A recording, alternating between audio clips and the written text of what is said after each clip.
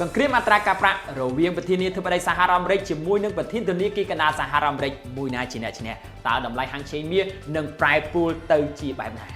អាប់ដេតតម្លៃហាងឆេងមាសជូនដល់បងប្អូនទាំងអស់គ្នាសម្រាប់ថ្ងៃទី28ខែមករា2026នេះតម្លៃហាងឆេងមាសបានបើកផ្សារនៅតម្លៃ$5,179នៅក្នុងមួយអោនទីផ្សារអន្តរជាតិឬក៏ស្មើនឹង$6,239នៅក្នុងមួយដំឡឹងនៅក្នុងប្រទេសកម្ពុជាគិតត្រឹមម៉ោង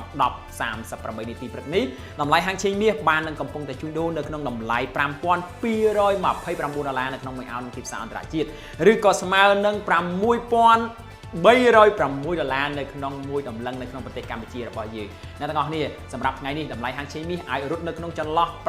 $5,160ទៅដល់$5,350នៅក្នុងមួយអោនទីផ្សារអន្តរជាតិចឹងដឹងព័ត៌មានលម្អិតសូមចូលទៅទស្សនាលើការវិភាគប្រចាំថ្ងៃលើគេហទំព័រ Facebook YouTube Ecofy Academy